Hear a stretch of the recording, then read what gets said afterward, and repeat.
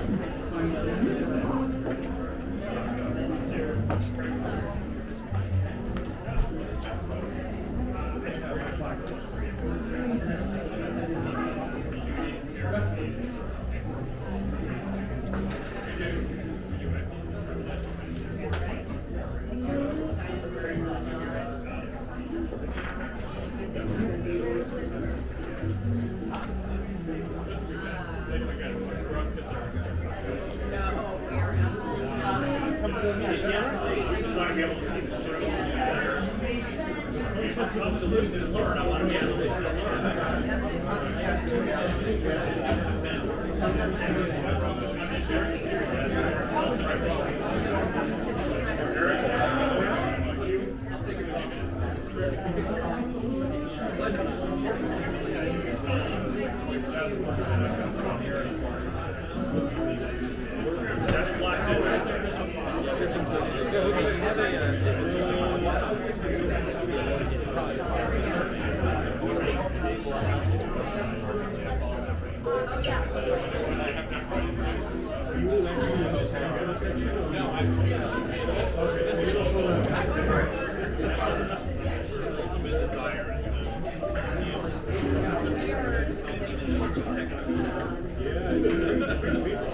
That's what I heard. I just learned about it yesterday. I heard it pretty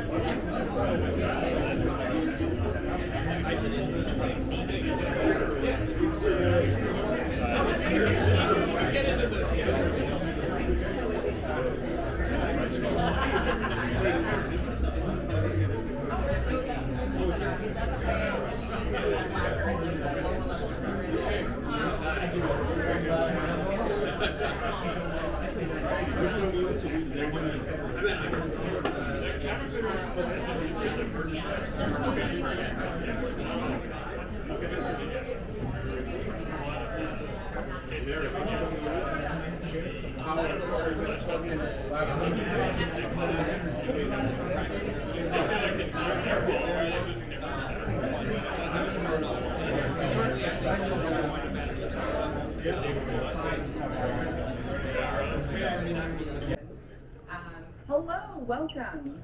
Happy Valentine's Day. We're really glad you could spend the lunch with us and be our Valentine's dates. We have lots of fancy equipment we're working with today because we do get CLE credit for this, and it will be available through the Illinois Bar Association after the fact. So if you want to send this to any of your colleagues for CLE credit, you can do that. Welcome to our panel on artificial intelligence and legal technology for Midsize Law Firms. My name is Paige Bernke. I am the general manager at Centerbase, and I will be your host today, along with Paragon Tech. Jay will introduce Paragon here in a little minute, but I am here to walk us through what artificial intelligence means to you. I think we're all very interested about that in this room, and Centerbase particularly is interested in that as well, because we want to stay at the forefront of legal technologies for your firms and for our own platform. Paragon Tech is a solution consultant in legal technology. They work with mid-sized law firms to help you wade through the legal technology universe. There are a lot of choices out there. You want to make sure you have the right technology for your firm and for your space. Centerbase is an all-in-one legal management platform. We offer you software to help you manage workflows in your day-to-day so you can practice law. A lot of you are attorneys here today. We want to keep you focused on your practice and what you do best while we manage your business and help you maximize profitability and create efficiencies in your day-to-day work. We do that in a number of ways. One of my favorite things to talk about is our automatic time capture feature. We're the only ones in the industry that can offer it. I wish I had it when I was practicing law. It automatically bills your time if you're texting. If if you're making a phone call on your cell phone, if you're in Outlook, if you're in a document, automatically bills your time. And then you can look at those time entries in an electronic bill. You don't have to wait for someone else to put it together for you. You can edit it at any time. We also just launched our document management system, which leverages Microsoft's technology and SharePoint, but it's within our platform, which keeps all of your data, your documents, our data, in one place for your law firm. And that's really important when we start talking about artificial intelligence. We'll talk about that a little bit more today as we get going in our panel. But having your data in one place in order to train an artificial intelligence model is how we make sure we're more ethically compliant within practicing law. And that's something that Centerbase is leveraging today with our new technology. But we are here today to talk about a few topics that are top of mind for us, as I'm sure they're top of mind for you as we start navigating the AI landscape. ChatGPT has been here for a year and it's already changed our lives dramatically. Have any of you used ChatGPT? Show of hands. I see a couple. Ooh, a lot of people have gotten in there. I love it. We all kind of play around with it, right? And we use it. But what does that mean for our professional environment? And what other tools are out there? Can we use ChatGPT ethically? I mean, there have been some cases that have just gone through a court system, and they have dealt with AI as hallucinations. I don't know if any of you have seen that case. But it's a little bit scary as we navigate this landscape to understand what is ethically compliant and what is not. So we're going to walk through these topics today. We'll have some open discussion. I hope you can read this behind me. About all these topics. I'll kick it off and moderate some Q&A. Feel free to ask questions. If you have a question as we go along, I'll pass around the mic. I'll just kind of keep us honest on time. And when we get to the end, we'll also talk through any other topics that we didn't discuss. So I'll leave some time for that. But before we get into it, I'd like to introduce our panel. I will start. Like I mentioned, my name is Paige Ronke. I'm really thrilled to be back in Chicago today. I actually started practicing law in Chicago, just 2 blocks away at Smith Robinson, right on the corner of Michigan in the park. I started in litigation before I moved on to in-house counsel at Honeywell. And part of that move is so I never had to bill again, which is why I love the software that we sell. But at Honeywell, I moved on to the business world, and I actually managed to book a business for Honeywell $300 million annually. Since then, I've gotten into software technologies, everything from law enforcement to trucking. Started my own business along the way, and now I've landed at Centerbase. And I love being more connected to the legal community and offering business strategies and efficiencies and workflow processes to maximize your profitability. At this point, we have to talk about technology in order to create a competitive environment for our law firm and make sure we retain talent. So I'm very excited to be able to offer those software technologies today. And with that, I'll pass it over to Jay. Hey everybody, Jay McAllister here. Just want to take a quick pulse of the room, everyone. It's Valentine's Day. We're all here for a conversation about AI in your legal profession, right? Valentine's Day dinner. We are all here freely and willing. Okay, just making sure. Just coming off the heels of my first born child about 3 weeks ago. You are on my Valentine's Day because my gift to my wife is that I'm going to take care of the baby for the rest of the night and allow her to sleep. Well deserved sleep. So, like Paige mentioned, my name is Jay McAllister. I'm the founder of a company called Paragon Tech. What we do is legal process innovation and software selection. So I've started a company about a decade ago, realizing that friends of mine who graduated law school were entering firms where they were doing things like keeping track of their time on paper timesheets or submitting court orders on a carbon copy and not leveraging their time efficiently. Realizing that there were a ton of gaps in the space, I devoted my entire being to enhancing the practices of lawyers to allow them to operate more efficiently. We do that by creating strong strategic partnerships with companies like Centerbase so we can identify what software solutions are out there in the market. We perform a very robust technology assessment with the firms that we partner with. And we find all of the functional bottlenecks that exist within those firms, and we pair all of those bottlenecks with specific software solutions that will solve each and every one of those. So that's what the focus of Paragon Tech has been. We provide ongoing training and process refinement so that the firms can take all of their old existing processes and then migrate those into new tools that we've implemented for them. Top all that off with securing the firm and with our cybersecurity offering, and it creates a cohesive ecosystem where your technology works for you are not against you. You'll see there's a witty comment up there about cracking the code at 19. This is when I started the company. Essentially, what I found out, I created a way to take all the activities that you were currently doing and do that in a compressed time span so that you can get more done with the same level of input. So I'm really happy to be here today. I've got a whole host of very interesting and accomplished professionals to my left, and we'll start with the introduction that way. Thank you, David Cambria. I'm currently a strategic advisor for a company called 273 Ventures, which is focused on how do we implement artificial intelligence with the different sets of tooling for the legal profession. If you're wondering who they are, they're the folks who actually got GPT to pass the bar exam at a 90% pass rate, so that's what I'm doing. Prior to that, I am a recovering lawyer. Spent a lot of time in-house at corporate law departments, figuring out how to build operational efficiency, and then most recently started a legal business solutions practice at PwC, where we were helping connect both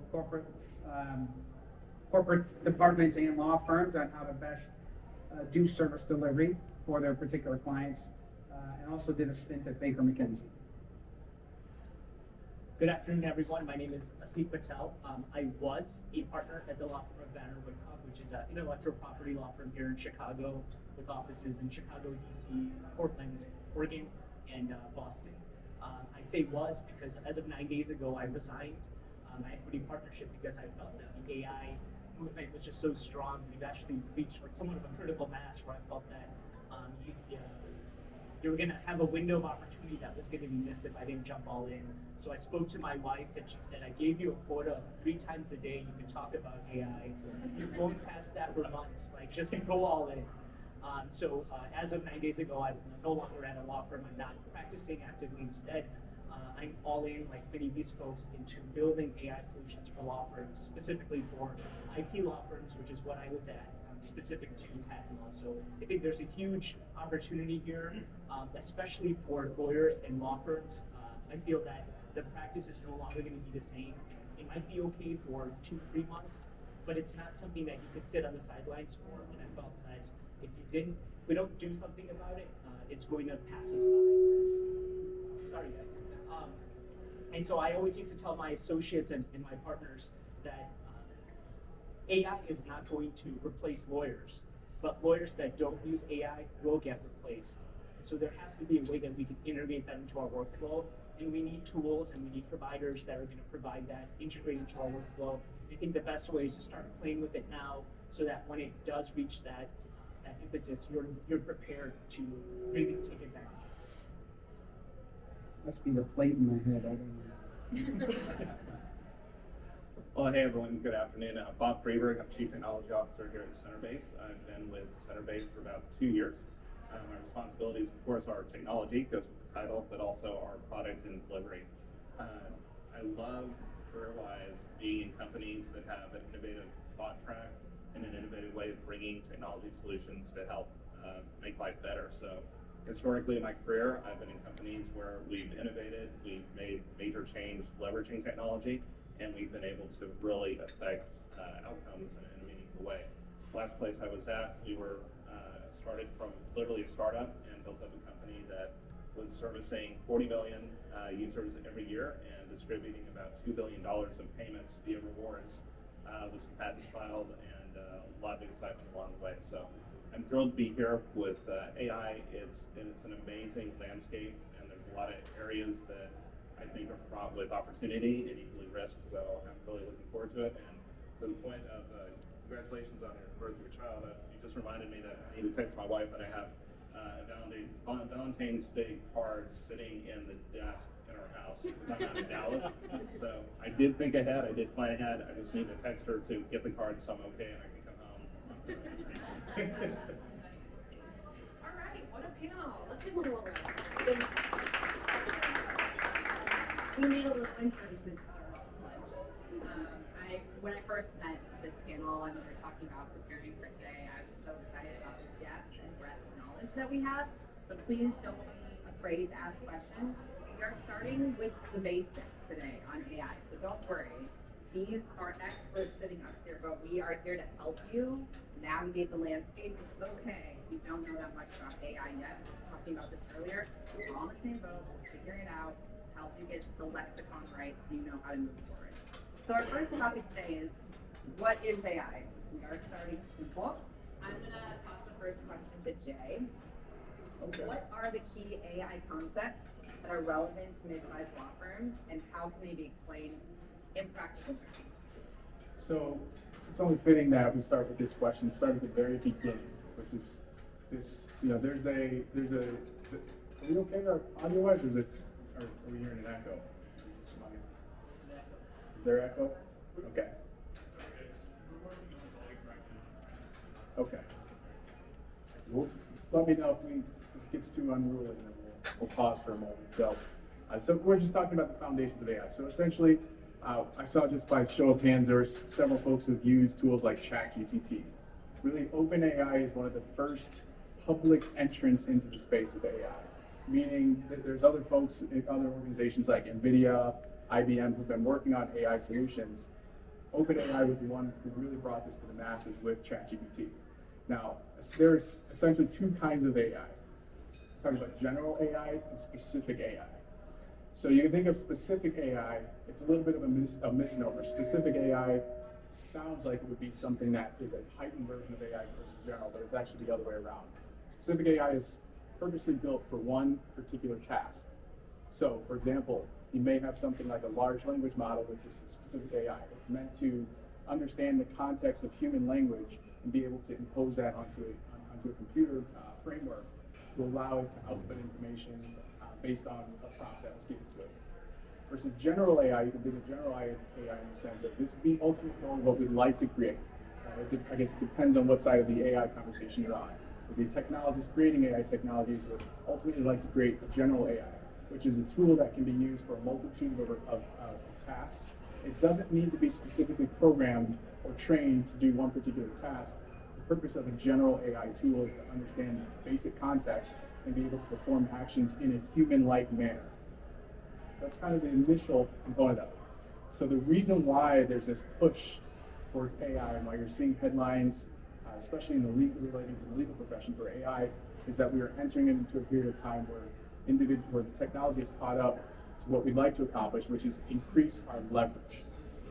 So whenever I think about AI, it's all about the concept of leverage. If you all remember back to, this is probably 8th grade, Archimedes, philosopher, inventor. And Archimedes, he talked about this concept of leverage. And he's the one who said, if you give me a long enough lever, I can move the world. So how this relates to AI is that AI gives us the ability to, with the same amount of initial input, we create a greater output. I call it a delivery vehicle.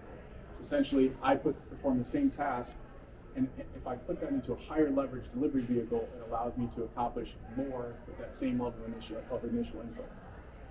So there's a bit of well-established and respected business mentor of mine. His name's Naval Ravikant. Maybe some of you have read one of his books. He created this concept. He calls it the 4 components of leverage. And those essentially are code, so meaning using software tools to increase the amount of activity that you're able to output. Media, which is using things like social media or content in order to essentially evangelize or create a consistent message that goes out into the masses when you're not available to physically present that. Labor, which is using individuals and their collective thoughts and minds. Of course, the day and age we live in now, most of the labor that's performed is intellectual. This is using human capital in order to perform certain tasks. Labor, and then the last component of that, code, labor, media, and capital, which is deploying money in order to increase your leverage. So those are the 4 ways you can increase your leverage. These are the only options. So AI falls within the code category. But if you'll notice, code also contains media, can contain media as well as labor, because you can get AI, if you implement AI and use it properly, you can have it perform things like create bespoke content on your behalf, or do things like perform a certain task for you. So that's kind of where I like to start the basis of why are we even implementing AI? Why is there a focus on creating these tools and using platforms that are rely on AI. It's all to increase the leverage that we're able to affect so that we can get the things that we want done using the same or a lesser amount of initial input. So from the context of the legal from a legal context, there are tools like ChatGPT, which is a large language model that allows you to enter a prompt, and as a result of that prompt, you get an output. Now, that output will essentially use a language model, which is essentially just a pattern predictor. A language model doesn't actually understand what you're typing. It's specifically looking at the pattern and the organization of the words that you're typing, and it's then giving you an output based on its best prediction of what it's been trained on, which is there are tools that put constraints around what it's trained on, meaning it'll have a certain subset of data, and I know David can talk to this with some tools that he's creating. They can be constrained to a specific body of work. And the purpose of doing this is to reduce hallucination, which as the case we mentioned before out of New York, where there were some fictitious cases that were created, cited, and ultimately submitted as exhibits in that particular case. The model in use was ChatGPT. The lawyers out of New York essentially referenced ChatGPT and asked it about to produce a body of work specific to the cases it was trying to present. And it came up with fictitious answers, cases that do not exist. And of course, as we all know, when they were asked to substantiate, when opposing counsel said, I can't find any record of these cases, and they were asked to substantiate the cases, they doubled down, went back into ChatGPT and asked it to expound upon these cases that they realized were fictitious already. So nobody in this room would do that. This is why I'm seeing smiles and laughter around the room, but these are real things that happen. And this is a consequence. We'll get into some of the ethical considerations for AI, but this is a consequence of using AI when you're untrained. AI, the reason why I like to speak about leverage and the concept of AI in the terms of a delivery vehicle is because it's synonymous. Think about the automobile. We probably all use some form of automobile to get here today. Automobiles are extremely helpful. They allow us to get more done in the same amount of time. AKA, we can move our location from one place to another in a very rapid manner. However, imagine if you did not have a license. If you were not trained how to operate a motor vehicle. It would be very dangerous, right? You have a 3,000-pound weight that you're moving through the air at 70 miles per hour. It can be very dangerous. So these are some of the things that we'll start to talk about when it comes to AI, specifically with the legal context. And the goal for today is to give you some actionable items that you can then take back to your own practices and start to think about ways that you can implement AI to enhance your own legal practices. Just a quick follow-up question. That was a lot of great information, but to put this in context, can you give us a practical example of how AI is used in a legal technology today? Like one practical example so we can get our arms around what you mean by leverage. Okay, so perfect example. If you are litigating, you will need to perform a certain amount of legal research in order to find cases that are corresponding to the argument that you're trying to make. You want to understand the facts of the case and try to establish precedent based on previous cases and the outcome of those. It's like we mentioned in the previous example, using ChatGPT to find case law, probably not a great idea. However, you probably have, if you're litigating, you probably have a subscription to LexisNexis or Westlaw. And you're using these tools in order to identify cases that are relevant to your particular argument. Now, with these particular tools, they rely on a traditional search or Boolean search. So essentially what this means is that you have to type in this keyword dead on exactly how it would appear in that particular case in order to have that result returned. Problem with that, you run into a scenario where you can have an over-inclusive search, meaning that the keyword you search for, let's say you're looking for it's a case relating to a beverage liability, and you type in the word pop. Well, that search is going to return cases that have the word pop used in it.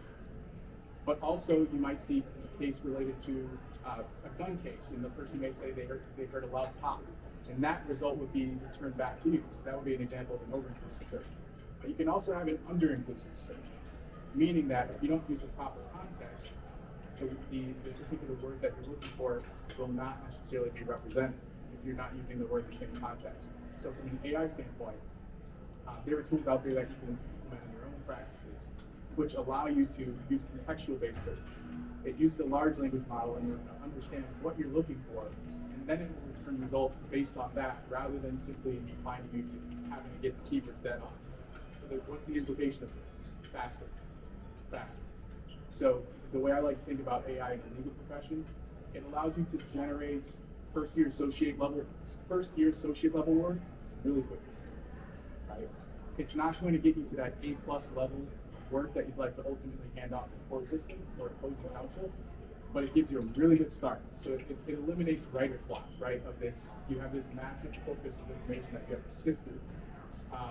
From a personal injury context, I think there's a couple of personal injury lawyers I talked to on the way in here.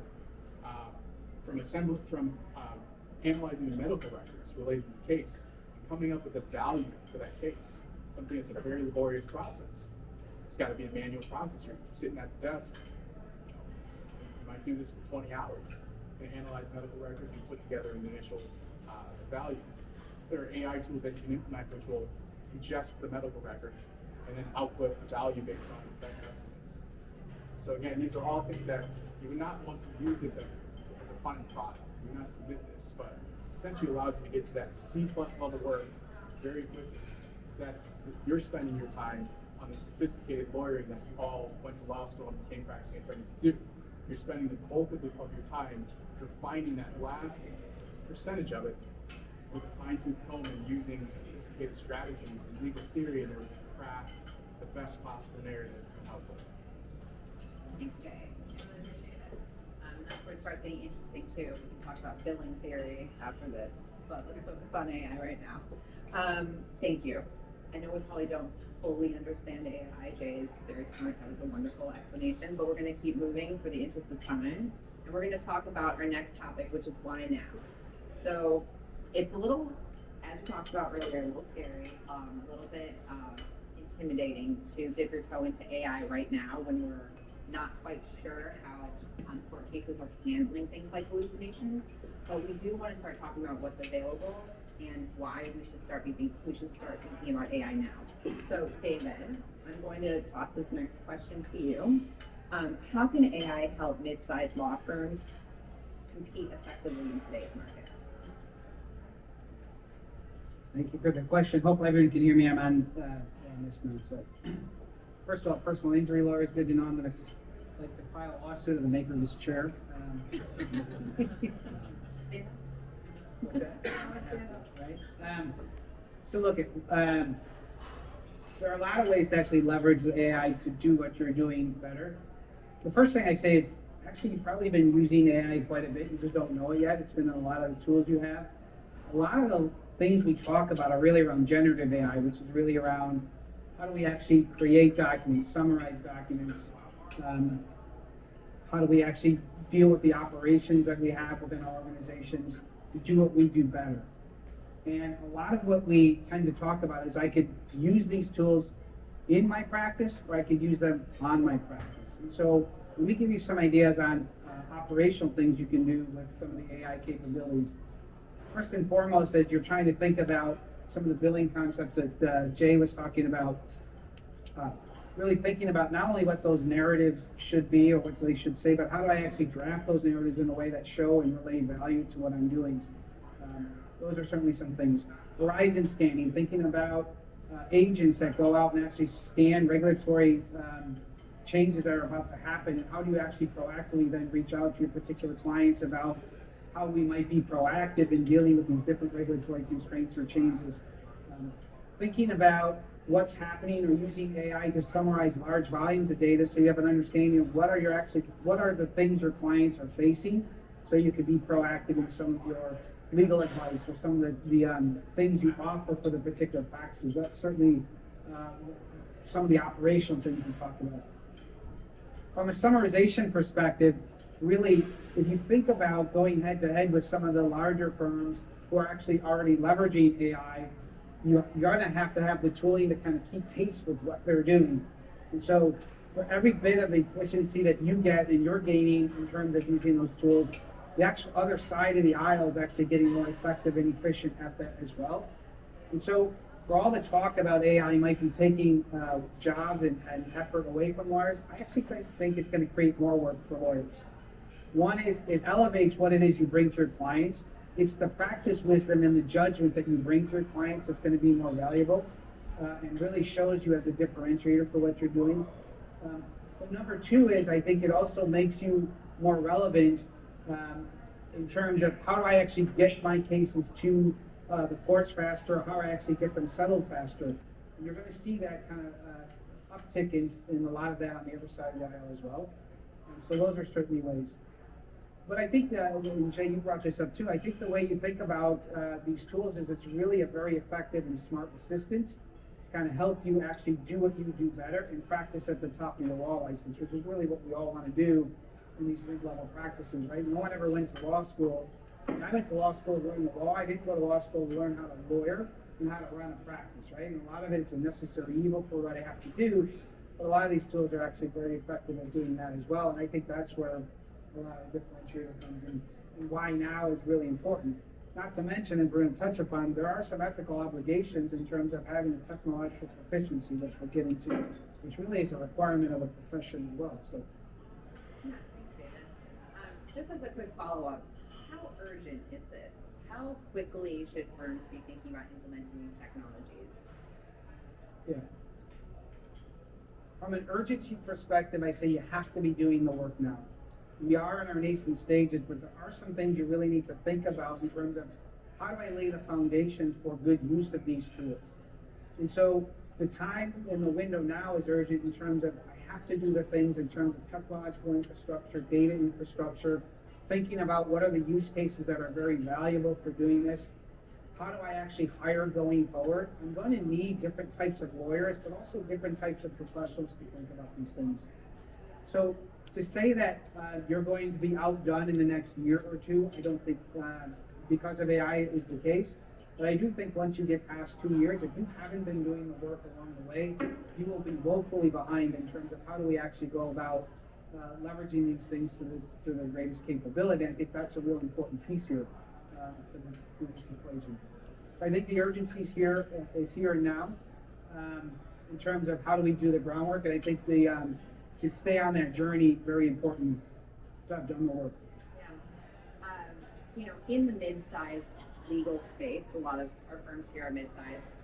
We don't have the same luxury of having large IT teams or large support staff, large admin staffs. When you're looking at your cost profile for the firm and you want to understand and utilize the best AI technology, where do you start? Yeah. Certainly, shared service model where you rent some of those capabilities, right? No one is saying you should leave here an expert in AI. Really what we're saying is you should be an expert in terms of knowing how to actually future-proof your business and what you're doing. And so there are companies out there that can be partners with you along the way, who have done the work for you and kind of take the risk out of what some of those decisions are. And I think you should partner with those. The other thing is here, we're spending a lot of time talking about OpenAI as a large language model, very expensive.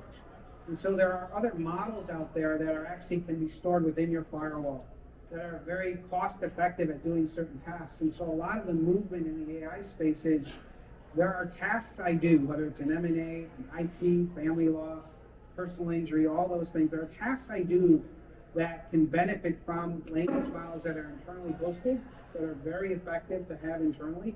And then and only then when I need the super horsepower to do some of those tasks and things, do I reach out to those larger language models.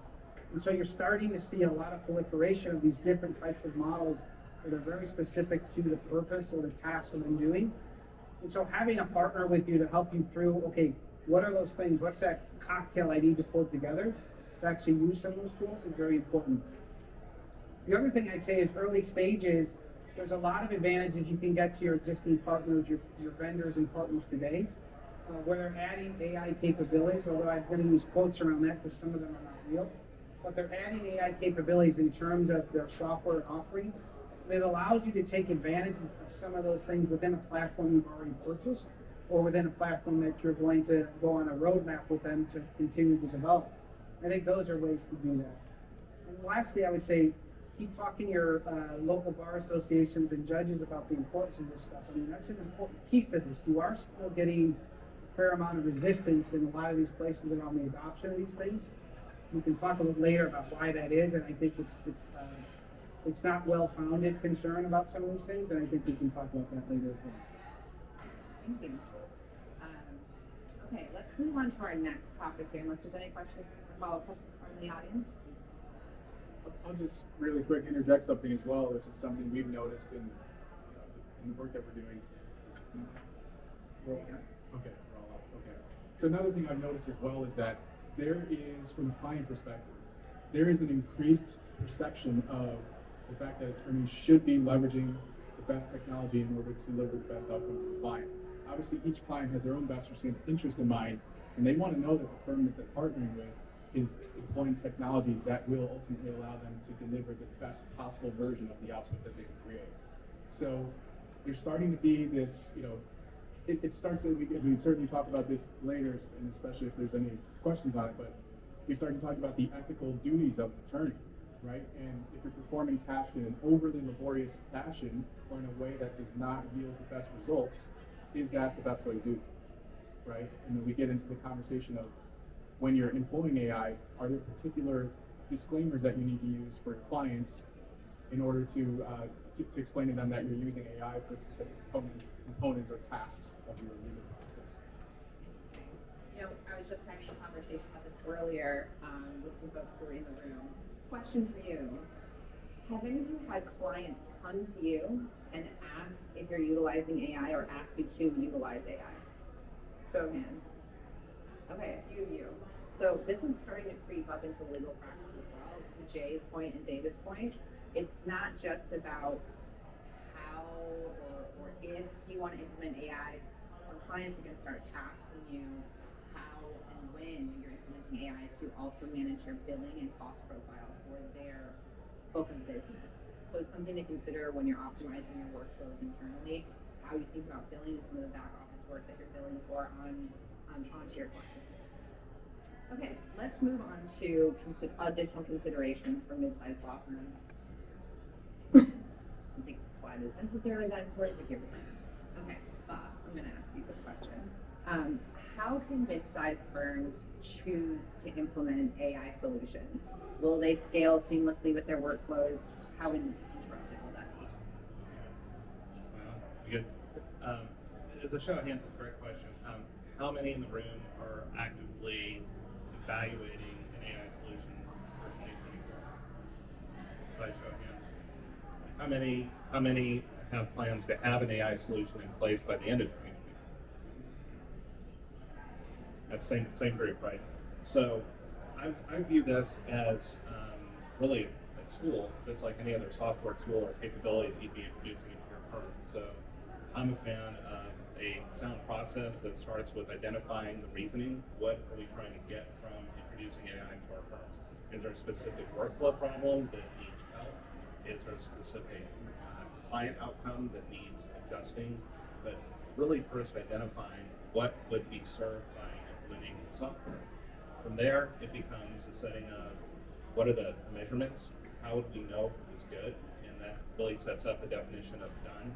So if we say we want to reduce some of our repetitious labor that Jay referred to by 15%, do we believe this tool could do that?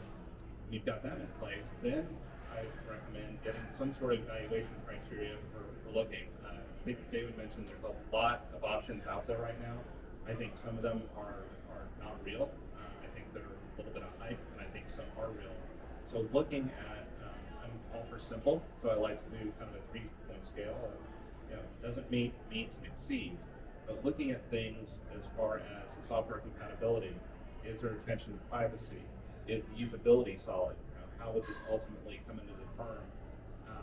And getting that really democratized through the entire group, so you're not just looking at kind of one silo of thinking on it, but really looking more broadly as far as that tool is in.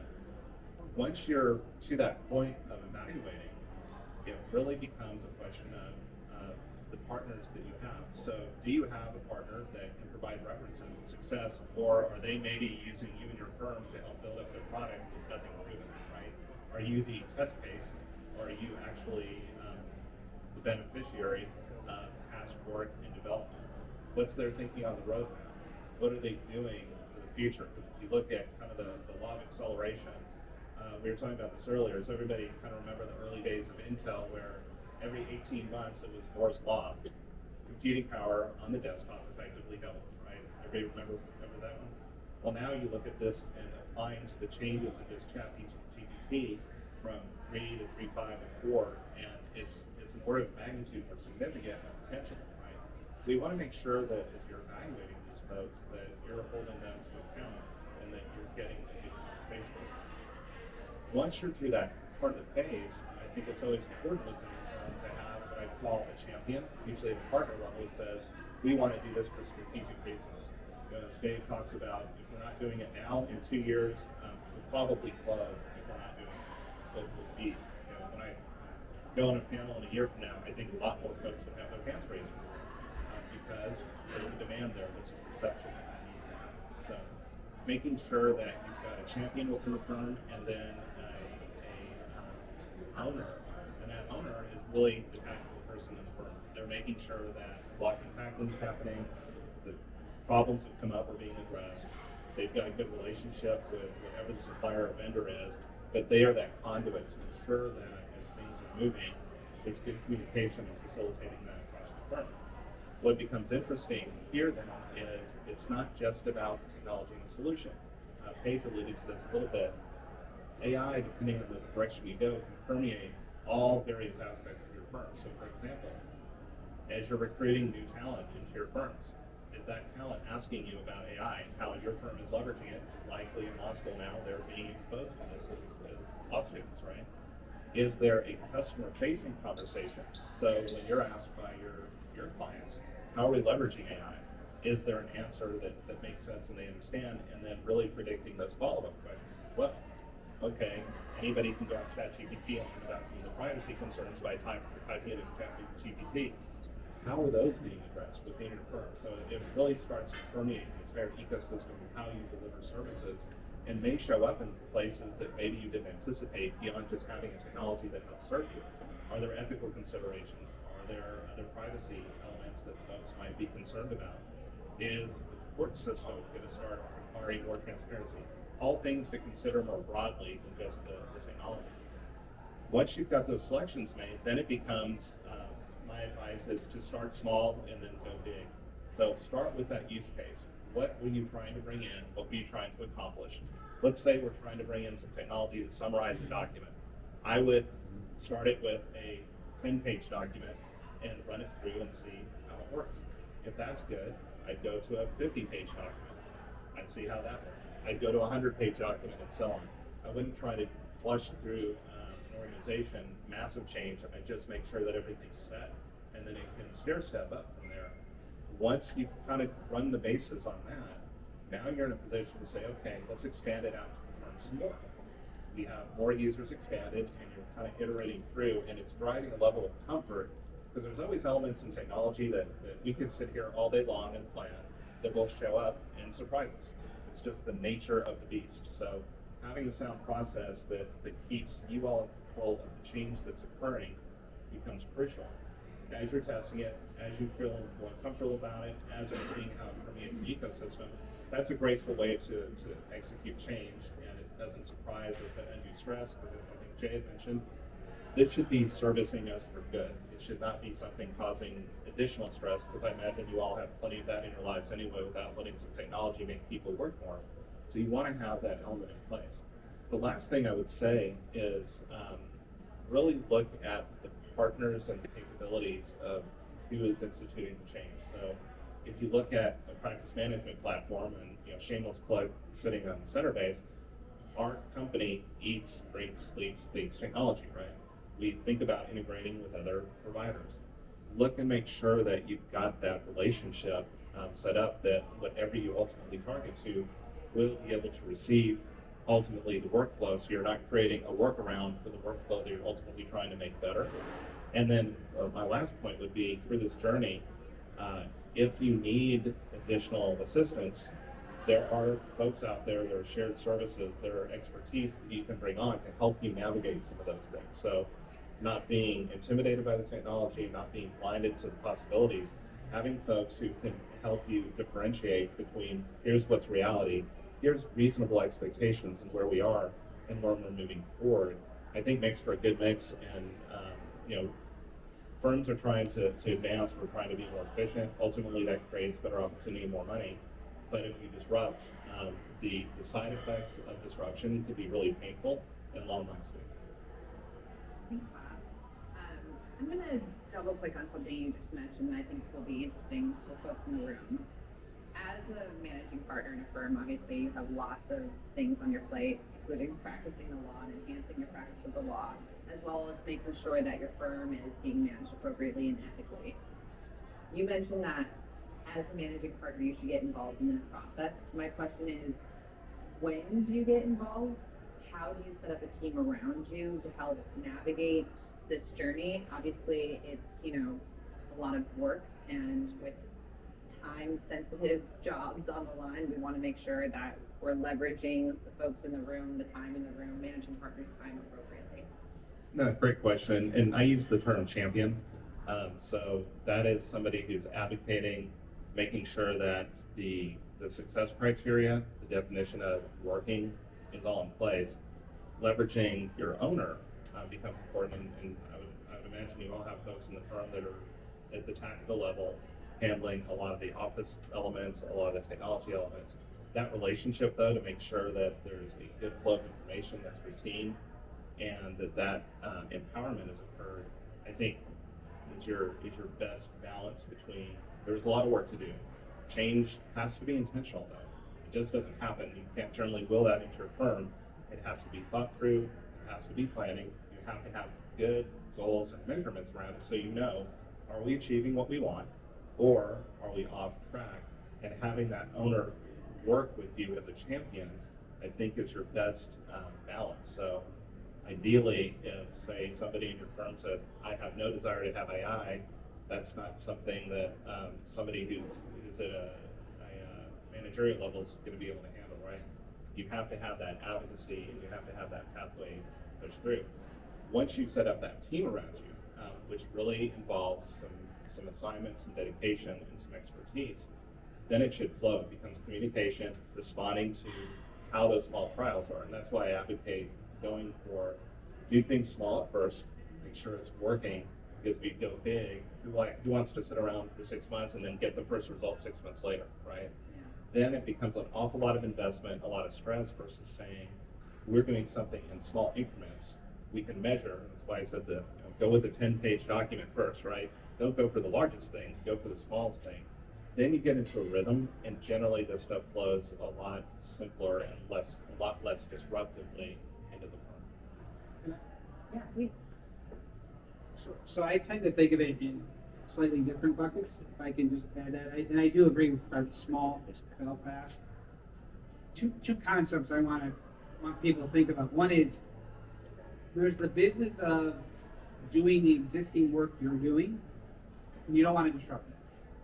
And then there's the business of how do I innovate or come up with ideas that are different, and that's a separate team and a separate set of skills, and they should run on parallel paths. I think in managing and navigating change, we could ask our people to do more work. I just don't want to ask them to do different work until I figure that out. I think that's really important. In terms of the scaling, I tend to think about it in three buckets. One is, what can I do to optimize the core of my practice? What can I do to drive operational efficiency? That's the second one.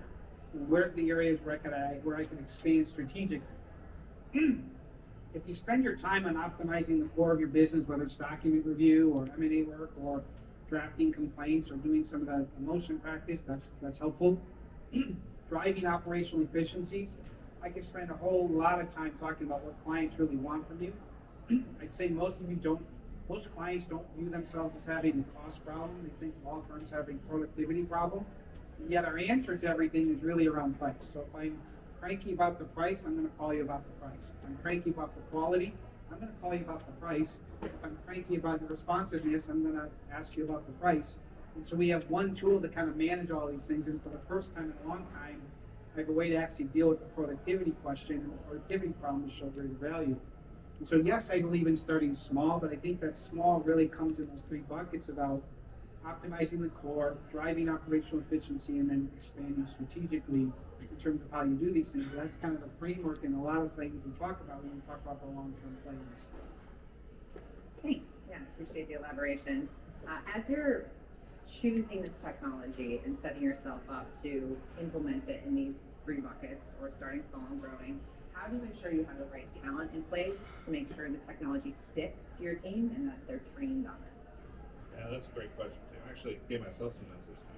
I look at really two categories on this, which is adoption and then leverage, right? On the adoption side, it becomes skills that understand the vernacular of this technology. There are new dictionaries being created to talk about how AI works, and there's an entire new lexicon of understanding that's flowing through the organization. So getting that kind of understanding, some appreciation of the risks that are involved, and getting those skill sets starting to permeate through the organization becomes crucial.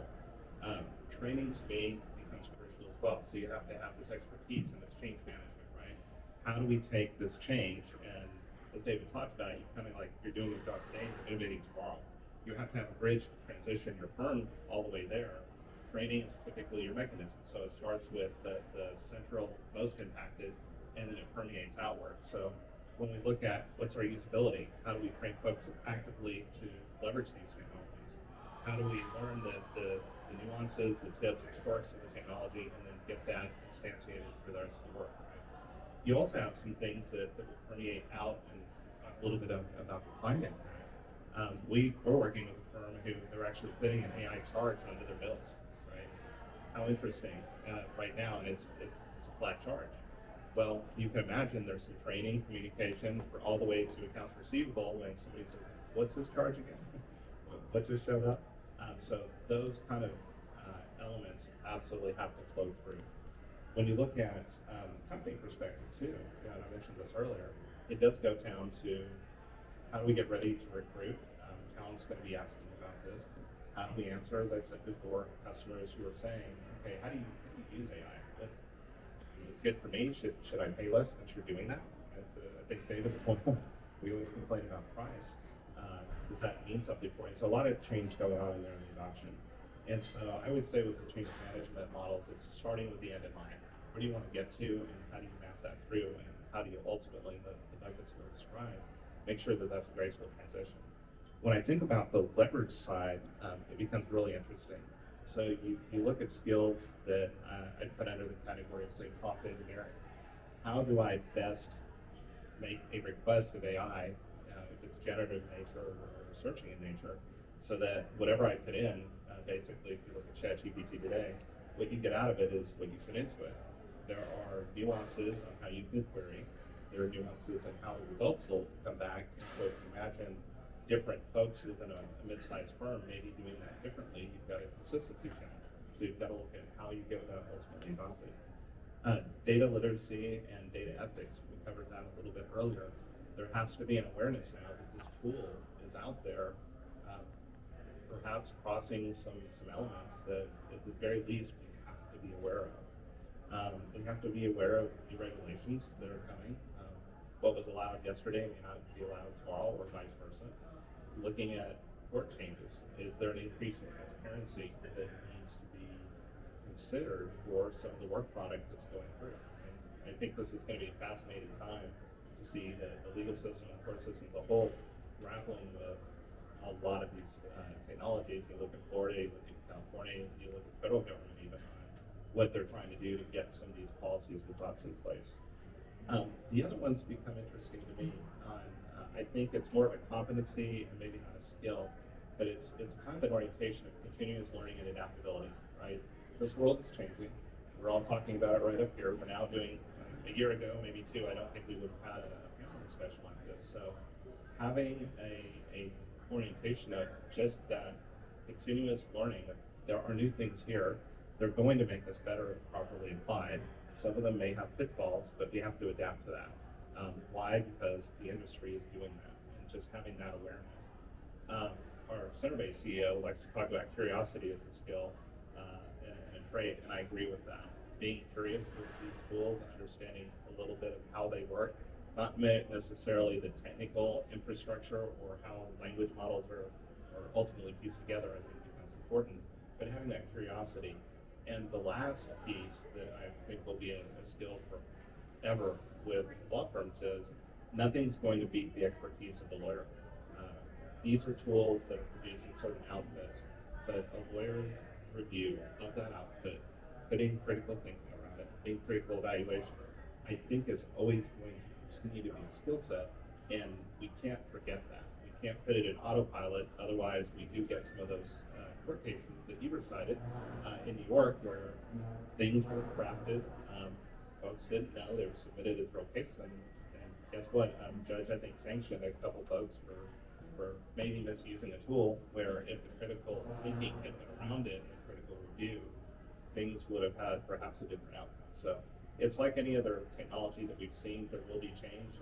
I think about for any of us in the room that were around as the internet started to show up, right?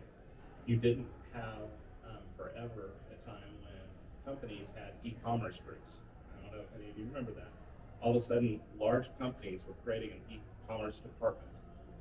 Well, do we have a lot of e-com departments anymore, or is that just blended into the essence of how companies work? And I think that's where AI is moving. Thanks, Bob. So let's do this. In this room, with the people who are sitting in here, what year did you get your first smartphone? Just by a show of hands. Let's start at the year 2004. Who was it 2004? Or before? First smartphone? Gettysburg? Okay. And legal innovator. Okay.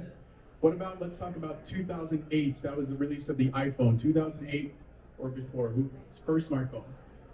Okay. Now, who was after 2015? Is there anyone in the room? First smartphone was after 2015. Okay, this is good. So the reason I asked this question, there's a critical moment where you realize at one point we were all using those brick phones. Depending on your age, you may have had a car phone at one point. Yes, I do know what those are. I didn't own one myself, but I read about it one time. So there was a critical point where you realize the old technology was no longer serving you and that there were better tools available to allow you to do things in a more efficient manner. Same thing with AI. So I think this is where the rubber meets the road for me. We help firms to define what that success criteria is. I know, David, you mentioned that. Bob, you mentioned it as well. What are the functional requirements of what you're trying to accomplish? Because you would not want to willy-nilly implement tools just because a colleague's firm is using a tool and they said, hey, you got to use this, try it, which happens more often than you would think. So you have to define what the success criteria are, and it doesn't come intuitive. It's not something you stumble upon. So we gave a framework. It's actually something created by Alex Ramosi originally, and I've stolen it, and it's been stolen twice from what I hear. He learned it from someone else. And essentially, it's called the value equation. So it's essentially a way that you can plug in the functional components to find out whether it will create value for your end clients. Because at the end of the day, these are privately owned law firms that you all operate. And the only function of them is to provide great legal counsel and to create a profit at the end of the day. Right? This is not a charity. So the way you do that is by aligning all of the functional components of the firm with things that will create the best outcome for the client, all related to client experience. So the value equation essentially is this. If you can imagine an equation that's it's got a division line in the middle and you have a top and the bottom. The top, the components you have are your dream outcomes, so your client's dream outcomes. So essentially, what are they trying to accomplish? Can you achieve that? Can you get them a satisfactory result? Okay, that's one of the levers you have to create value. So when you're thinking about implementing AI for your firm, you evaluate based on that criteria. Second criteria on the top is the likelihood, the perceived likelihood of achievement. So what particular function,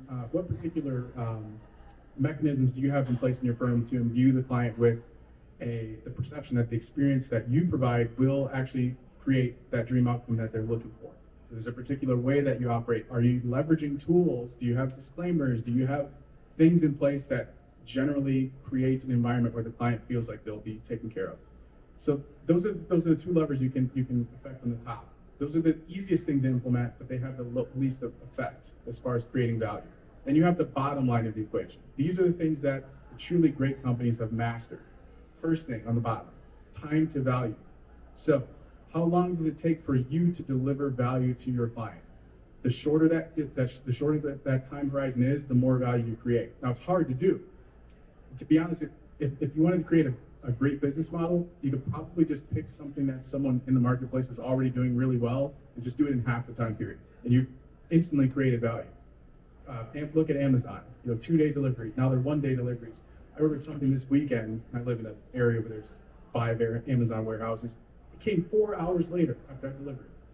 I don't even look at other areas when I'm ordering something. When I woke up this morning and realized I did not buy a Valentine's Day flower bouquet for my wife, I went on Amazon to see if I could find something and get it shipped to my house, because that's the business model they've created. The last component on the bottom is the perceived effort or sacrifice. So from your client standpoint, they want to know the lower you can decrease the threshold of the sacrifice that they'll perceive that they have to make, how easy is it for them to get in contact with you? How responsive are you? What will they need to sacrifice? The lower you can get that, the more value you create. So that's the framework that we use when we work with firms to determine whether an AI tool will be beneficial to them or not. We run it through that framework. And if it checks any of those boxes and it creates a positive impact in any of those categories, then we would essentially award that item 1 point. And then we go through the list, and that becomes the matrix that we use to determine what tools may be beneficial for the firm. Great, thanks for sharing that, Jay. If you're interested in the matrix, I'm sure you can ask Jay for a look at it afterwards. We have 2 topics left, and they are big ones. So we're gonna go to them really quickly. One is ethics, and the other is change management. So I'm gonna move us along to ethics and ask a seat a question. As we're looking at AI technologies, we talked a lot about when to implement them, how we might form a committee to implement them. What are the data, privacy, and security concerns that we should be looking at ethically when we implement an AI solution? Yeah, so it's a great question. Just to piggyback off what Bob and David mentioned earlier, dipping your toes in is a great way to get started. And I'll just say that there's so many reasons that you can come up with to say, oh, we don't want to use AI because there's the ChatGPT lawyer example or some other example. And I'll just say that 15 years ago when the cloud first came out, a lot of companies, a lot of law firms just didn't want to use the cloud. They just didn't trust it. And then today you look at the numbers and upwards of 80-90% of law firms are using the cloud. There's still some law firms that are on-prem, but there's definitely a lot that have adopted those solutions. Same thing with smartphones. When smartphones first came out, law firms weren't allowed to talk to their clients on smartphones because it wasn't clear if that was an encrypted secure channel. Now think about that today. I mean, we use smartphones all the time, and we use Zoom, we use WebEx, we use all these tools, and they've been adopted. So it's just a matter of time before AI becomes that level of adoption. And it behooves all of us to kind of dip our toes in and figure out a way to make it work. So I'm here to talk about ethics and get all of us our ethics CLE credit. And myself as well, I get 6 times as an instructor, so I'm happy to take that.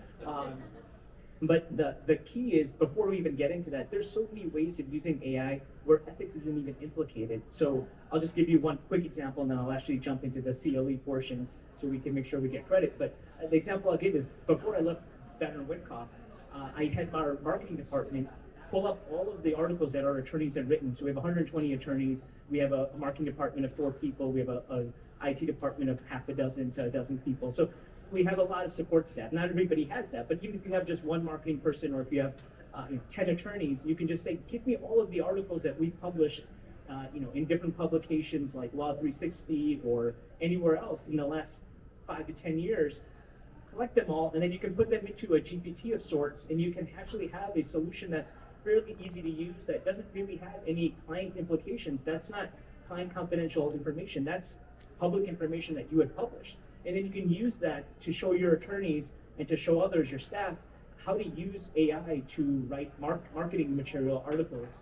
Now, obviously, if you're publishing something, you always want to review it, and that's where we'll get into the ethics of it. There's always this supervision component that we have as attorneys. You need to make sure that what you put out there isn't conveying false advertising, all of those other requirements that we're all already aware of. And so AI doesn't change that. It just means that when you start writing an article the next time, or a social media post, you're not starting from a blank page. you're not spending 4 hours writing an article, you're spending 30 minutes because you can tell the article, you can tell the GPT, here's my bullet points, here's the gist of what I want to forward, here's a copy of the case that I'm going to be interested in discussing, here's another case that I'm interested in discussing, go ahead and get it started for me. And it'll do a really good job. And what I liked about it was when I sent it to all my 120 attorneys, a lot of them replied back and said, holy cow, you can do this? And I'm like, where have you guys been the last 12 months? Like, this is ChatGPT. If you weren't using this, like, this is an eye-opener. And so that didn't even involve the practice of law, but all of the ancillary stuff that's important to the practice of law is you need to bring in clients, you need to create a name for yourself. And this is just one way of saying you can write an article every week. If you have 30 minutes, you can use this to write a new article every week and publish. I mean, so this is a windfall for those lawyers and law practices that'll embrace this. Okay, so without harping on that, I'm going to jump into the ethics component of it. So there's so many different layers to ethics, but I really just want to focus on three. One is confidentiality, which is utmost important. Supervision is also super important. And then finally, the third one is competency. And so I'll start with competency because I think it's one that we sometimes miss.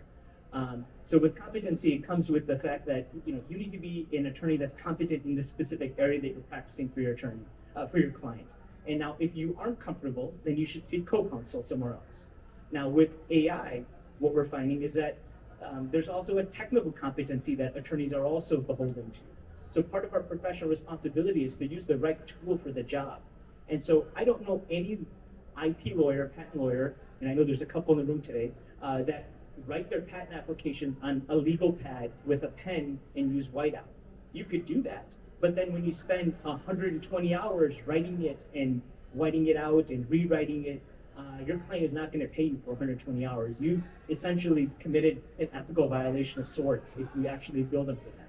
And if you don't bill them for it, your realization is going to go down the crapper. So, now you have this choice to make. Do you use an inept tool or do you try and be as productive as possible? And so nowadays, folks use cell phones, they use Zoom calls, they use so much electronic technology. At some point, AI is going to become that type of tool. And if you're not using it, there's a chance that there could be an ethical violation. I don't think that's going to happen anytime soon, but maybe in the next few years. And things are accelerating way faster than Moore's Law in this space. And so, in 18 months, I don't know what the world's going to be like. It's going to be very different. Okay, so let's also talk about confidentiality. So the example I gave of being able to use your published articles to train a GPT, that does not involve any client confidential information. So you're able to use tools like AI without even reaching or coming close to the line of client confidentiality. Now, when it comes to client confidentiality, some of these states like California and Florida have issued some early guidance. It's nothing that's binding yet, but if that does get adopted, there's this impetus on the lawyers to make sure that there's consent, and not just consent, but informed consent. And so in California, one of the bullet points was that in order for your client, who might be very simple, maybe isn't sophisticated, maybe doesn't have an in-house department, for them to be able to provide consent, they need to understand how AI works. And so part of what lawyers are going to have to do now is your engagement letter has to get that consent, but it has to make sure that your consent is informed in some way. And so that's going to be a challenge as well. And so I think that there's going to be a new world now where lawyers are going to be working hand in hand with their IT departments, with their trusted vendors like Centerbase and Paragon Technologies to really help the clients understand what's being used, how it's being used, and then getting that consent if data is going to be used. Now, that's just one universe. The other universe is I've talked to a lot of founders that don't use client data. You don't need it, actually. Surprisingly, a lot of the information is actually already readily available. Or you can have synthetic data. There's a company called Scale.ai that's built on the model that, to be able to get good data takes forever. And so they've created a way to just create synthetic data. And it was a college student that came up with this idea because he wanted to know when he needed to buy more groceries. And he kept taking pictures of his fridge, and then he would use that to train his pre-GPT AI model. And then he realized it's going to take forever because I only take a picture of my fridge once a day. I'm not going to get enough data. This is not going to work. And so he created this company to basically create synthetic data. And a lot of the autonomous vehicle companies use this technology now to be able to generate the tens of thousands of hours of driving data they need to be able to train their autonomous vehicles. So there are options if your client isn't willing to give you that consent you need, that informed consent to be able to use their data. The other thing also is every client's not the same. When I was at my firm of 120 attorneys, we had a lot of different clients. Some of our financial institution clients are very conservative. They say, don't touch anything related to AI, don't go on the web, don't do all of these things. They're very specific. So for those clients, maybe AI is not the right solution today. But if you're going to dip your toes, consider that there's a lot of other clients, some very entrepreneurial clients, where they're actually would love for you to use AI, and you can give them a price break if that's the issue, or you can be more responsive. You can have higher quality, whatever the factor is, you can provide that, and they would be happy with that. The other one that I love is pro bono clients. So as attorneys, especially if you're part of the trial bar, you have to do a certain amount of pro bono work, and hopefully we all do pro bono work, whether it's required or not. And when you do, perhaps those clients are so appreciative that maybe they'd be willing, if you gave them the knowledge, to be able to give you informed consent to be able to use their data for training, and that could be really valuable. Finally, the third one is supervision. And so this one just kind of goes without saying. I mean, the ChatGPT lawyer example was one where supervision was missed. Whenever you use any kind of tool, or you use a young associate, you have to review their work, whether you're using a paralegal or a vendor or anybody. When you have attorney work product that you're going to be filing with the court, you're sending to a client, you're filing with a government agency, there has to be that supervision. So AI doesn't remove that. It's not supplanting it in any way. It's simply just augmenting, supplementing that. And I think that one of the reasons why I left the practice to be able to create AI tools is because I think that there's so much power in the ability to augment our attorney time that there'll be a new universe where we'll be able to do a lot of this work, especially with relation to, well, three components: whether you're generating some text, whether you're searching for something, or whether you're trying to, and I'm drawing a blank here. Search, generate, and I'll come up with the third one later. So let's summarize. There you go. So that's the third one. If you're trying to do any of those three things, these tools are fantastic for that, and it's just a matter of supervising it.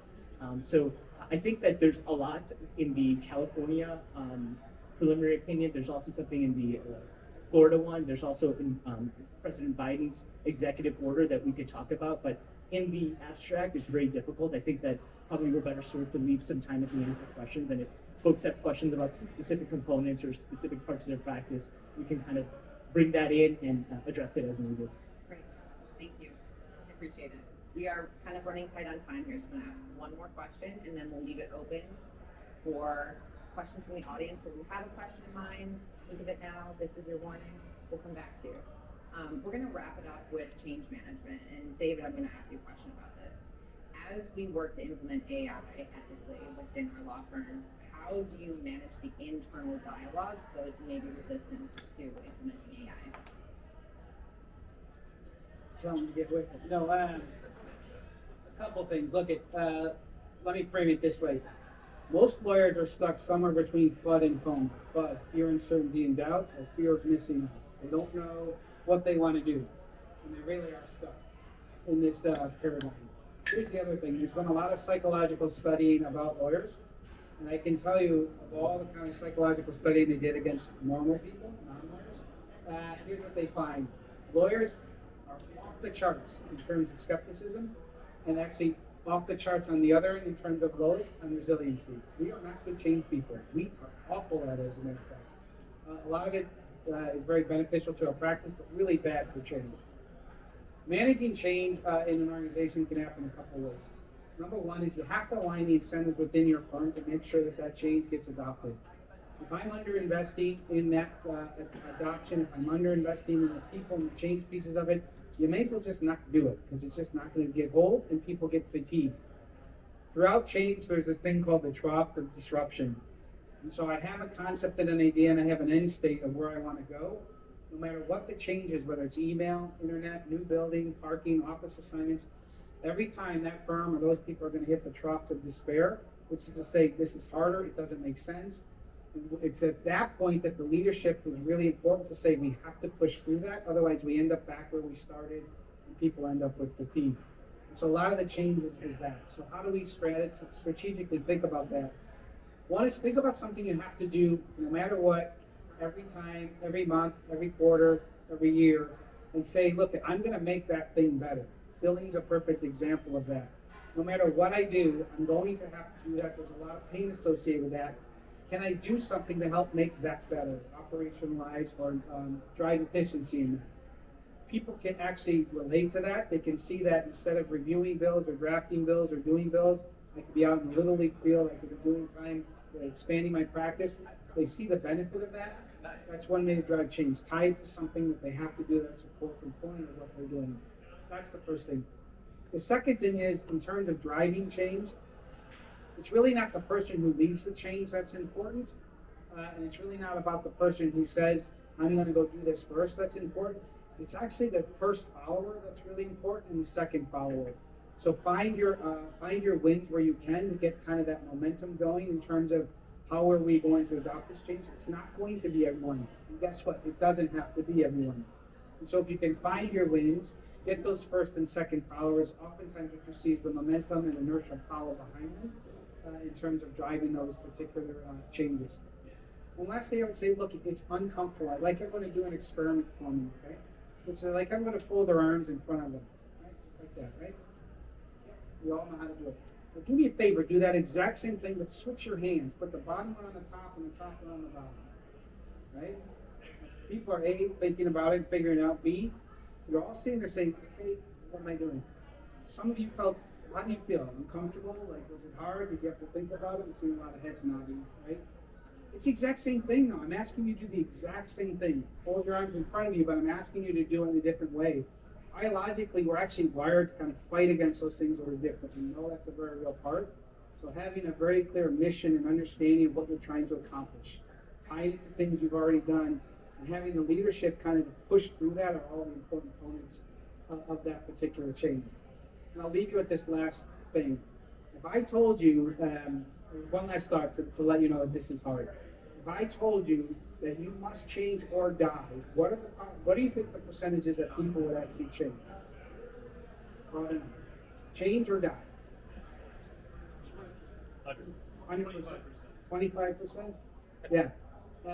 25% of the people would change or couldn't change? Would change, yeah. It's actually lower than that. So they did a study of post-cardiac patients, and they said, you must change or you will die. 90% of the people who actually had lifestyle habits going into that could not change, ultimately change the underlying componentry of what they were doing. Why? They went into the same environments they were in. They didn't have the kind of leadership and guidance to get through it. So a lot of the studies around post-cardiac patients where life was literally on the line. And I know our jobs are important, our practices are important. Your life is not on the line for a lot of stuff. I can guarantee that. Feels like it some days. But where your life was literally on the line, people cannot drive the change. This is hard stuff. And so you want to be able to do it incrementally, but know that there are ways to kind of manage through those. Thank you, David. I appreciate that. Just kind of tying it all together, you know, we talk a lot about what AI is and when to do it and how to implement it. It's a lot of information. I know it can be a little overwhelming. Where do you start? It's not a question of if, it's when. So use the team around you, put together a crew that you can rely on within your firm, put together a committee, you know, as Bob was stating, and start looking into these practices. You know, I think it's really important what David just said, that you need to lead from the front on this change management practice, because it will be important to the success of your firm, and some people will not want to come along with you on this change. So start looking into it now, create strong people around you that can support you, and create a leadership vision for your firm into the future. It's a good place to start. Okay, we're going to open up to questions for anyone in the audience who has a question. Anyone? We've got it. We've nailed it. We know what AI is. We don't have any ethical concerns. Okay. Shout it out.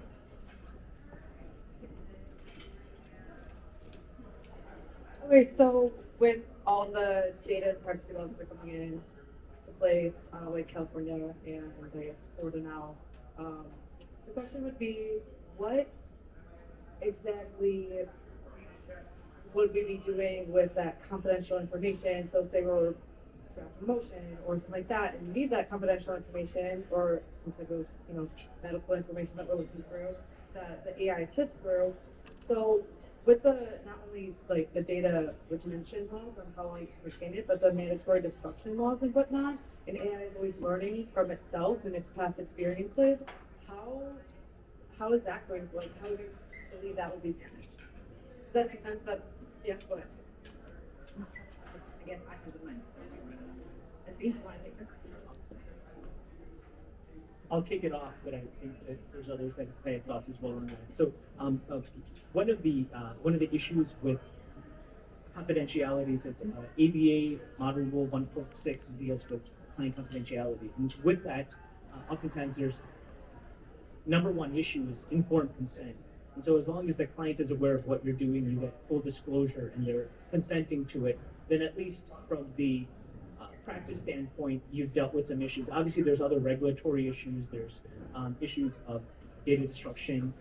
But one of the ways that I've seen large language models deal with that is you can segment out, even at a law firm, you may have ethical walls dividing certain attorneys and clients' data versus others. And so that type of structure is already in place. But with large language models, you need to be even more cognizant of the fact that those trainings cannot overlap. And so oftentimes if it's something that's in the cloud, there has to be something that's maybe bespoke for those clients.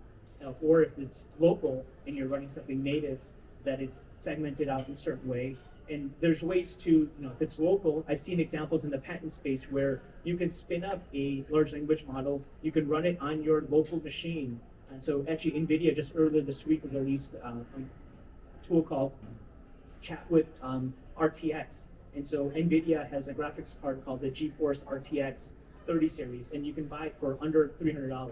You put it in the computer and it'll run, and you can run a local model there, and you can ask it, you can chat with it, and you use open source models like Llama 2 for Meta or Mistral, and you can download those and you can train it and you can ask questions against it. So in that kind of instance, once you're done, you can just delete that instance and you no longer have an issue. Now obviously the question that nobody's asking and that we're not thinking about today is like, how effective is that type of model? And it's not going to be all that effective, and that's why we've got folks like these guys here that are super technical, and they're looking into that, they're researching that, and so there's likely going to be an answer to it. Maybe I don't have an answer for that right now, but there are ways of collecting, quarantining, and deleting that data if you need to. I would just add, I just want to add to that. The use of generative AI is going to be a cocktail of different types of models. And so there are models like ChatGPT where you go to them, you are actually calling out to the internet and you're training that model. Probably a no-fly zone for most of us. But what you're alluding to is really, you have these large language models that exist within your four walls that allow you to do the things that are key to your craft, and keep it within the technical constraints of your environment. And really, that's where we see a lot of law firms going today, which is to say, ChatGPT is great for the lasagna recipe or the love note in the form of a Shakespearean sonnet. Yeah, plus you're on video saying called Amazon today and flight for that. So, thanks. Yeah, but then building some of that componentry within your four walls is also how you kind of meet your ethical requirements, but also deal with those issues that we're very much talking about. Because that's really where you kind of get into trouble. You start throwing stuff out into the open there, and it can get ugly fast. And to add to what they said too, I think you're starting to see industry-wide. So take Microsoft for example. They put $10 billion into Azure AI, and where they're starting to look are what they call private instances. So the idea, and I love the NVIDIA piece today, because if anybody has children who are gamers on computers now, they can run their own AI model at home, right? With this announcement. But the administrative element of trying to do that, okay, I got to remember I spun up something who's taking care of that. So I think you're going to continue to see investment on that privacy and confidentiality, because that becomes commercial and monetized. So you see companies like Microsoft and others really leading the way on, okay, they realize there's a problem. Have they fully solved it? No, to the point. But there's a lot of research going on in R&D on being able to kind of selectively purge things at selective times in a protected instance, so you don't end up with that data leakage or small. So one thing I'll add there is that there are, when you're using a web-based AI model, like a ChatGPT, like a Spellbook, all these tools that you're seeing, case text, co-counsel, tools that are leveraging your data in order to provide you an output, there are certain considerations that you have to make. So I actually had a pretty in-depth conversation with the director of the Illinois ARDC, which of course is an organization we all love to interact with on a regular basis.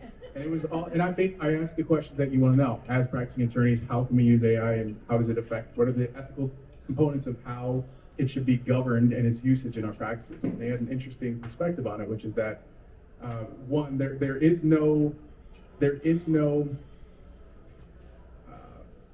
documented procedure as far as a disclaimer when using AI. There's no the ethical concerns that have not caught up with that particular function. So there's not a process in place that says you must let every single client know in every scenario where you are using AI. However, they mentioned that it was probably a good consideration to make. So when you are leveraging AI, let a client know, okay, this is how we're using it. Another component. So we created, actually co-wrote something called ChatGPT Counsel Cheat Codes, which is essentially our take on prompt engineering 25 ChatGPT prompts specifically tailored towards lawyers and legal practice. So I co-authored that with Dylan Nichols in the back. He's our director of sales and lawyer in residence, former practicing attorney, and he came on about a year ago.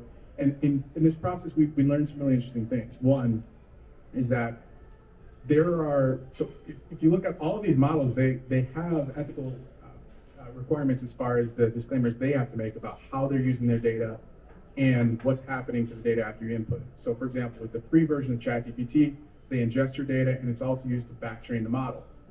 As you can probably imagine, the Illinois ARDC didn't like that. So when you're talking about client-specific information, confidential information, or attorney privilege information, you would not want to input that information to ChatGPT. So in the cheat codes that we created, there's actually a disclaimer at the top that says you must sanitize the data, essentially get rid of any identifiable information before you input that prompt. Or you can actually, ChatGPT, I know specifically, they have an enterprise level, which I believe is it $50 a month, I think it is. There's an enterprise tier of ChatGPT, which essentially does not use your data to back train the model.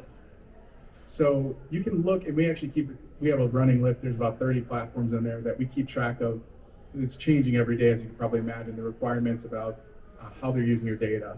And you just have to know how it's going to be used to inform how you're going to use the platform, your strategy behind using the platform. Great question. Can I make a quick comment? Yeah. Another quick comment is, in addition to the lawyer requirements we have, the FTC and other organizations are also super active in this. Actually, just yesterday, the FTC released a blog post talking about the updates that websites and vendors and companies do to their data privacy click wrap agreements.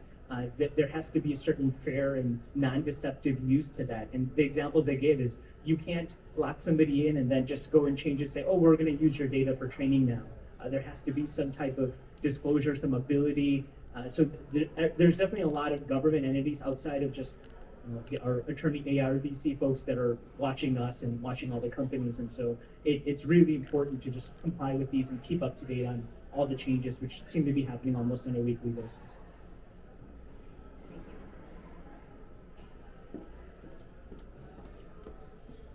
Given how much this landscape is changing and how rapidly it's happening, how do we begin to implement AI without locking ourselves into some technology or some solution that may not exist in another 12 months or may become outdated, may not be the top solution anymore?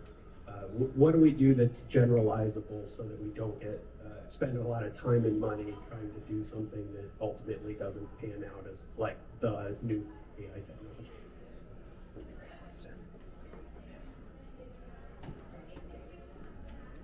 Yeah. So that's an interesting question because you're asking a very pointed question around implementation of new technology that today can enhance the practice. You realize there are functional benefits of using it, but you want to safeguard essentially your firm and the time and the resources that you're expending into not only implementing the tool, but training your staff, changing internal processes, change management initiatives throughout the firm, socializing the idea, only to have that platform not exist 12 months later. Which is, I mean, this is a potential reality. Anytime you're talking about burgeoning technology, there are going to be players that exist and players that don't. The answer, in my opinion, and I'm biased, so I implement technology for a living, right? And I'm always looking to identify the functional bottlenecks within the firms that we work with. But I would say that the answer is not to wait, because you will find yourself in an endless cycle of waiting until either one of two things happen. One, your firm is reduced in relevance so much because the other firms who you're competing against are operating at a level that's so much higher. Or two, you'll wind up jumping on the bandwagon at a later point in time and never really be able to recover from the lost opportunity, the time value that you could have leveraged in order to put these tools in place. So I would say that,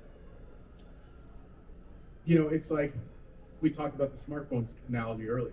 I mean, there are smartphone manufacturers that come and go. You have Samsung, HTC, Apple, there's all of these vendors. But there's one universal truth, which is the industry tends to follow.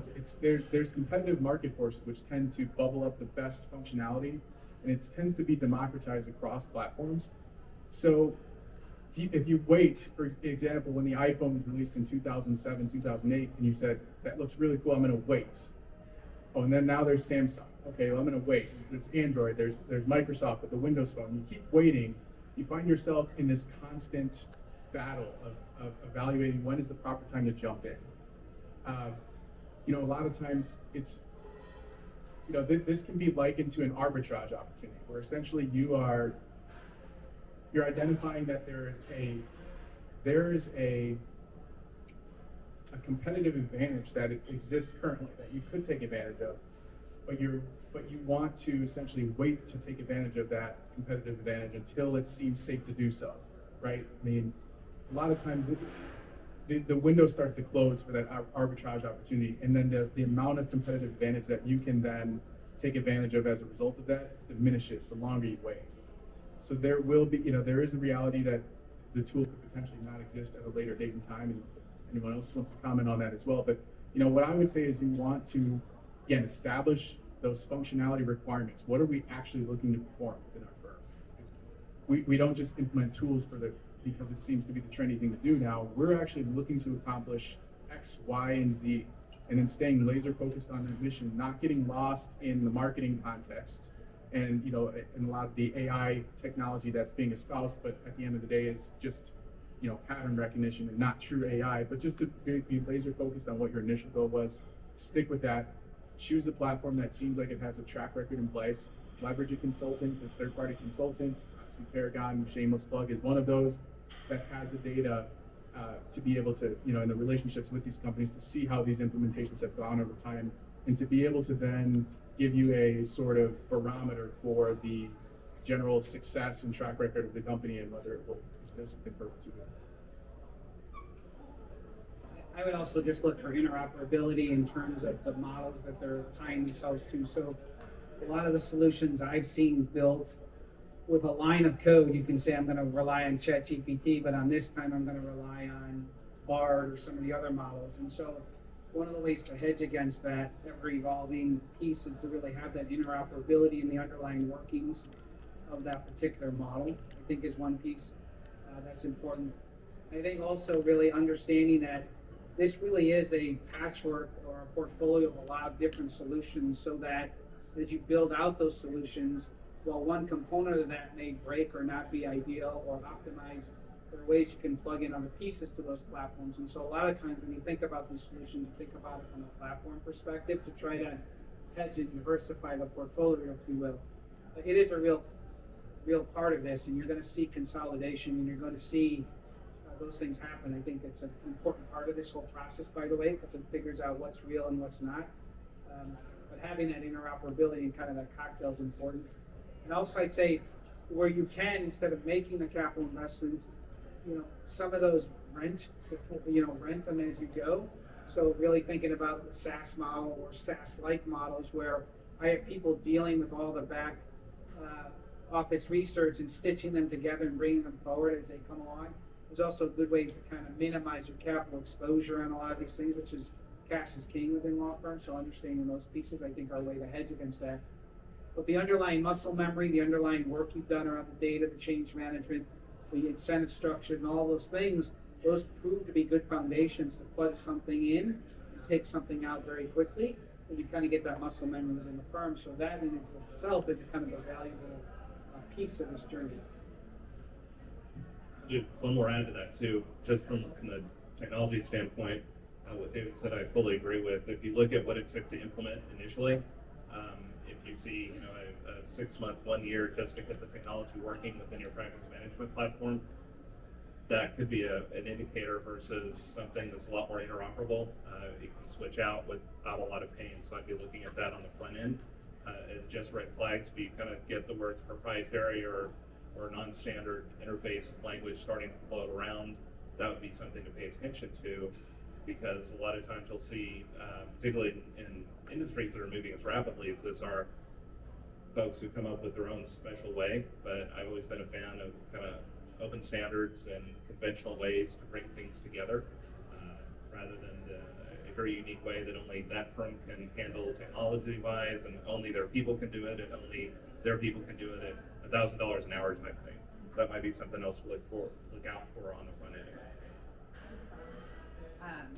We are coming up on time, unfortunately, so I'm going to wrap us up here. But if you have any additional questions for the panelists, we'll be here after if you have any questions you want to ask. And here's some information for you to get in touch with Centerbase or with Paragon Tech. If you want to grab these QR codes, you might be able to from where you're sitting. Of course, we have cards in the room. Come ask myself. I will give you my card. Feel free to ask any questions you have. Same with Jay, of course. We're at Tech Show this week, just next door at the Grand Hyatt. So if you want to stop by our booth and ask any questions of us or check out any other legal technology, please do that. And I think Jay has a giveaway for you. We do. So, since I know that this audience is funny technology, since I know this audience is poised to leverage AI, we thought we'd put something together special for you guys just here today. So, obviously, like I mentioned, our strength at Paragon is our partnerships. And we would like, one of the things we found is the major bottlenecks within firms, for them to even begin engaging with us a lot of times is the fact that we spend countless hours a week managing our email inboxes. So like, just really quick, how many people right now are fully up to date, caught up with their email inbox? Just want to show of hands. Really? Wow. Oh, that's impressive. Nancy, wow. Okay, I'm very impressed. I would like to know what you're doing. We could maybe send a pamphlet out to everyone in the room. So anyway, we noticed this was a problem. So what we did is that we went out and found a partnership. We've implemented a tool for firms that allows them to manage their inbox using AI, of course, aptly tied into this presentation.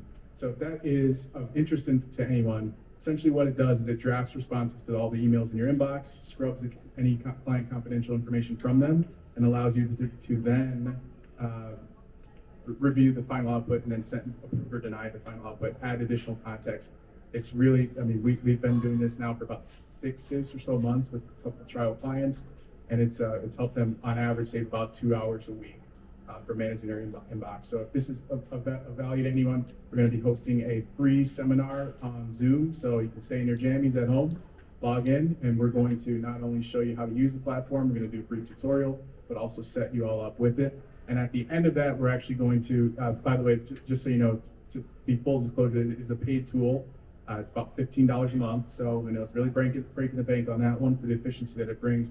But at the end of that seminar, we're going to be selecting one member at random to get a year's worth of that subscription paid for. So if anyone is interested in that, QR code there for Paragon Tech, you can just click on the link or scan the QR code and just input your information. There's no questions asked and no strings attached. So we're just trying to give as much free value as we can. We tried to get the tool donated free to everyone. They said no. So we're just trying to do our part in just making this more efficient for lawyers and attorneys. So Just want to thank the space, Fire Lake, for letting us host here.